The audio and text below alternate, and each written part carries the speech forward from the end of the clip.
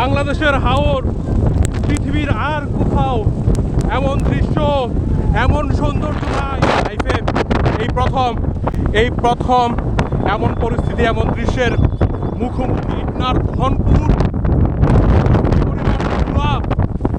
কি পরিমাণ ধূলিঝড়, কি পরিস্থিতি। সৌভাগ্যক্রমে কি বাজারে আছি, ধনপুর বাজারে আশ্রয় নিতে পারবো।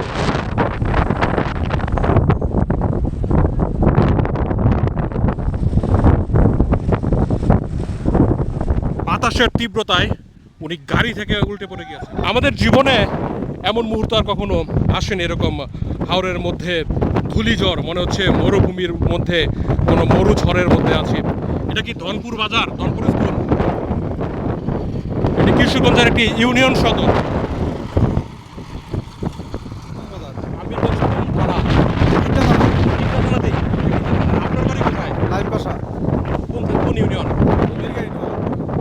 ওই ইউনিয়নটা কোনটা? ওই দূরের এলাকা ধনপুর।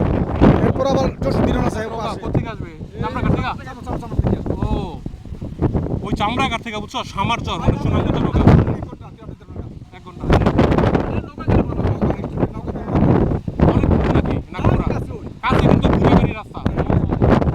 দিনাজপুর জেলা থেকে উনি কিশোরগঞ্জের ইটনার ধনপুরে এসেছে। দেখুন ধূলিঝড়। আপনাদের সাথে গুরুত্বপূর্ণ একটি বিষয় শেয়ার করি। বাংলাদেশের অধিকাংশ অঞ্চলে যেখানে গাছপালা বেশি, সেই অঞ্চলের মানুষ বজ্রপাত বা ঠাডা ভয় পায় না, কারণ গাছপালার উপরে পড়ে আহত নিহত হওয়ার সংখ্যা কম। কিন্তু হাওর অঞ্চলে প্রতি বছরই দুঃখজনকভাবে এই বজ্রপাতের মৃত্যুর ঘটনা ঘটে। ঠাডা পরে দূরাঞ্চলের যারা কৃষি শ্রমিক এখানে আসে তারা বেশি আহত নিহত হয়। এই জন্য দেখেন ওনারা এখানে দাঁড়িয়ে আছে, ওনারা যাচ্ছে না। সতর্ক হিসেবে এখন কিন্তু কোনো তেমন কালবৈশাখী মাত্রাটা কমেছে, তারপরও দাঁড়িয়ে আছে। কিন্তু অন্য অঞ্চলের মানুষ হলে যাওয়া শুরু করতো, কিন্তু ওনাদের যাচ্ছে না যেই কারণে এখানে তো কোনো গাছপালা নাই। এই বিস্তৃত প্রান্তর, যখন ঠাডা পড়বে তখন আসলে মানুষই আহত নিহত হবে। তবে ওই দূরে গরুগুলো এখনো চড়ছে, রাখালের পক্ষে আনা সম্ভব না। গরু অত মারা যায় মনে হয় মাঝে মধ্যে। এটা রিস্ক নিয়ে রেখে দিচ্ছি, কিছু করার নাই তো, কারণ আনতে পারবো না এখন শুরু পেলে।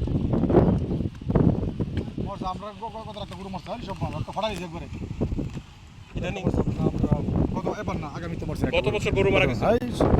একবার ফাগুড়া ফাটা দিয়েছে একবার সেটা।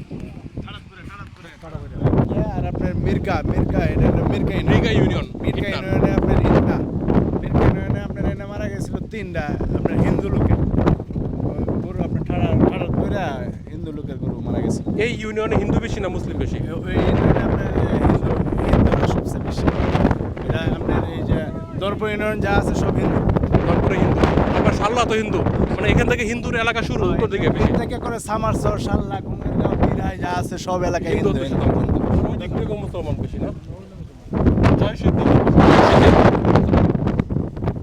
এই ঝড় বৃষ্টির কবলে পড়ে এটি একটি চায়ের স্টল, চারপাশ আটকে রেখেছিল। এটাতে এতক্ষণ অবস্থান করছিলাম। বের হয়ে মনে হচ্ছে রাত শেষ হয়ে দিন, মানে ফক ফক করছে এই মুহূর্তে। তখন অন্ধকার হয়ে গিয়েছিল পুরোপুরি। এটি ধনপুরের স্কুল। দেখুন এই ধনু নদীর ঢেউ, ধনু নদীর পারে ধনপুর বাজার। এটি মেঘনার ঊর্ধ্ব প্রবাহ। এই পথেই বালু পরিবহনকারী কার্গোগুলো যায় সাতকে, সুনামগঞ্জের, আমরা যাকে বলি সিলেটের বালু। এখানে এমন ঢেউ দেখে মনটা উজাড় হয়ে গিয়েছে। আমরা আশ্রয় নিয়েছিলাম ঝড় তুফানের কারণে, এখন কমেছে, একটু একটু বৃষ্টি হচ্ছে। আর দেখুন ঢেউয়ের ছন্দ, আপনাদের মন নিশ্চয়ই এটা দেখে উৎফুল্ল হয়ে উঠেছে আমার মতোই।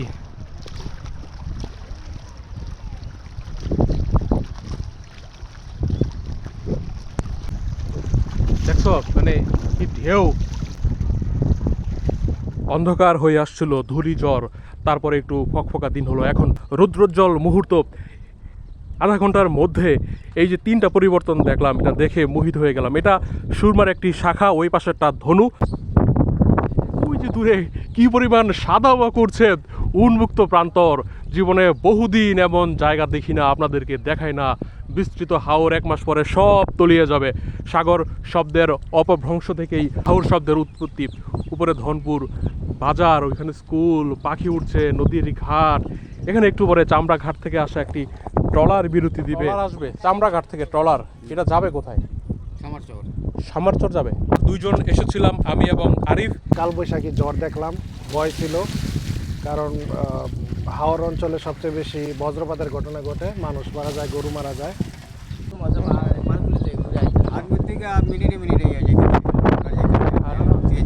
আর সামারচর আর শাস্তা বাজার কি একই লাইনে না আলাদা? সামারচর আর সাতসোনা বাজার দুইটা কি একই লাইনে নাকি আলাদা দিকে? আলাদা। শাস- সামারচর হলো এদিকে আর শাস্ত্র দিতে হলো এদিকে। খালিয়ারজুড়ি লাইনে শাস্তা।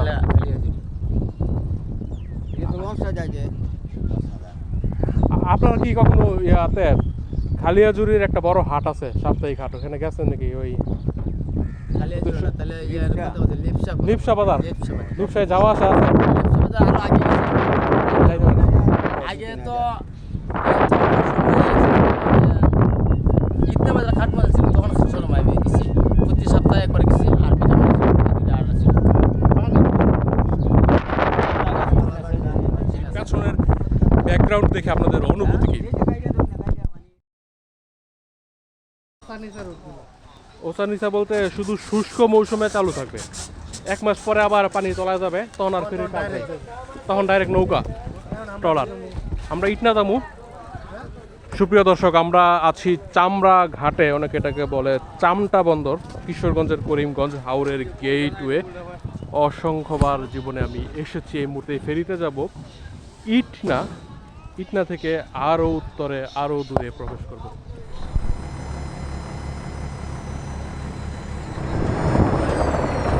মেইনল্যান্ড থেকে হাওরের মানুষ যাচ্ছে তাদের বাড়িতে। হাওর এখন বছরের এই 6 মাস ফেরির মাধ্যমে এই মূল ভূখণ্ডের সাথে কানেক্টেড। একটি ফেরি আসলো ইটনার প্রান্তে, এখান থেকে অটোরিকশা বা মোটরসাইকেল যায় ইটনাতে।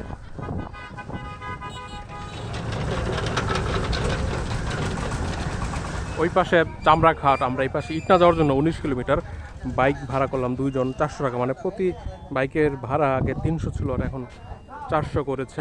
অটো দিয়ে যেতাম, অটোও চলে, বাইকও চলে। আমাদের দ্রুত যাওয়ার জন্য বাইকে যাচ্ছি, আসার সময় আমরা অটো দিয়ে আসবো।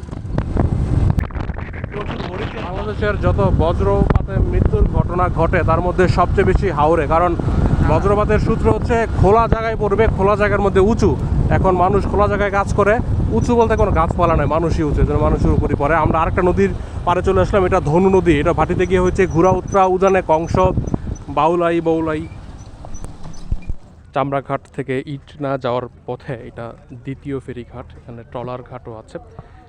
টোটাল এই শুষ্ক মৌসুমেও এই সাবমার্সিবল সড়ক পথেও 3টি ফেরি পারাপার হতে হয় এখনও এই পথে।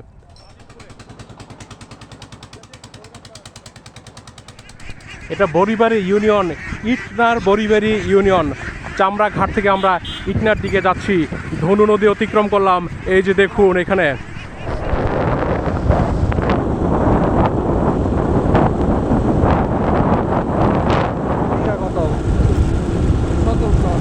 শতাংশ কত, মানে কত শতাংশ কত টাকা বলতে পারি না।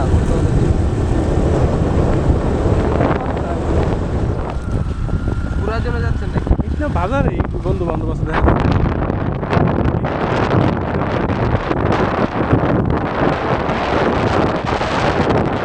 নদী, কিন্তু এক মাস পরে কিন্তু এতটুকু পানি থাকবে এখানে। কতটুকু পানি?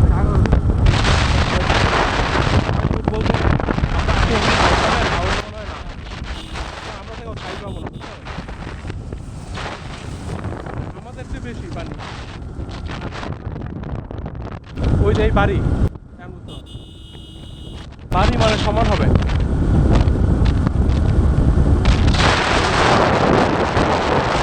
সাগর শব্দ থেকেই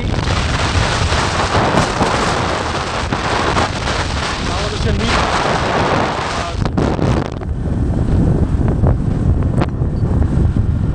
সবাই তো বর্ষাকালে আসে, বসন্তেও আসে। আপনাদেরকে দেখাচ্ছি এই ধান কাটা মৌসুমে বৈশাখ মাসের হাওরের সৌন্দর্য, কৃষাণীর ব্যবস্থা, এই যে মরিচ ক্ষেত, ভাত খাচ্ছে খেতে বসে।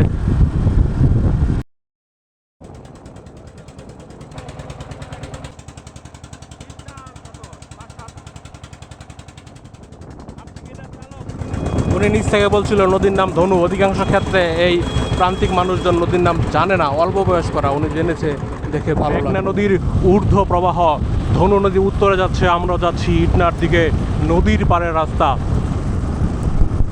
উপজেলা সদরের বাজার, এখানে আবাসিক হোটেল ডাকবাংলো রয়েছে।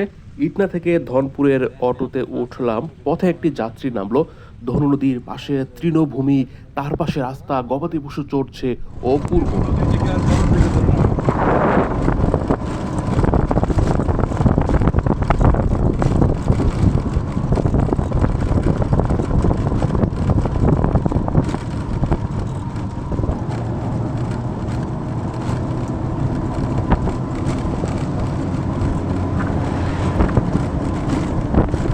বৃষ্টি মনে হয় আসবে না?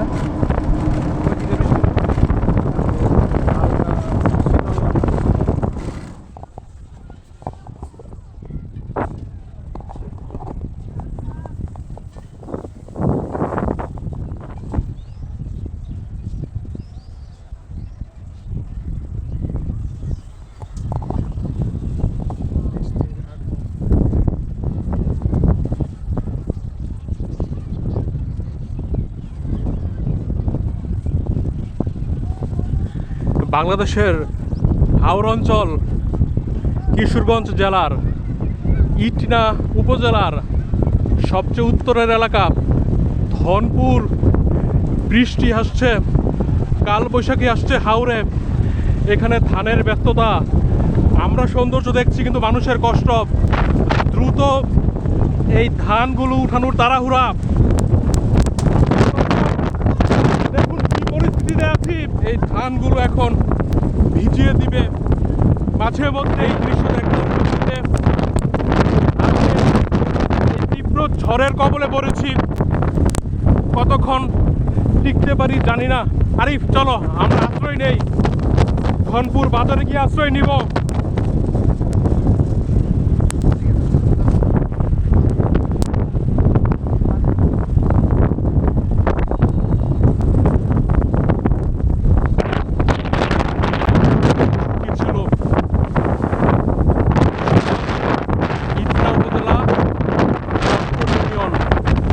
ধনপুর বাজারে আছি।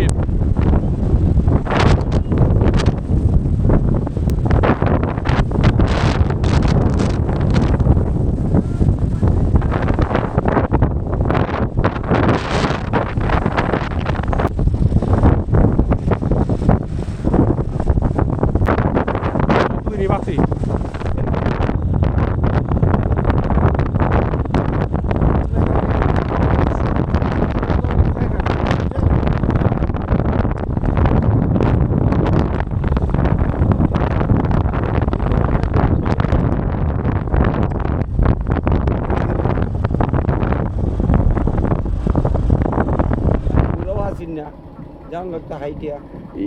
এই গ্রামের নাম কি আপনাদের? চরপাড়া। আর আপনার নাম কি? না, আমি পুরো বাংলাদেশ নিয়ে বই লিখতেছি তো, আগের মানুষ কইছিল না ছিল, ইতিহাস লেখা রাখতেছে, এই জন্য রেজি গেলাম। তো আপনি লেখা রাখবো যে আলালউদ্দিনের দাদার বাবা টঙ্গী থেকে চরপাড়া আসছে ইটনার ধনপুর ইউনিয়নে, এই তথ্যটা লেখা রাখবো বই, আর অনেকের সাথে গেলাম। ঠিক আছে, ভালো থাকেন। হ্যাঁ।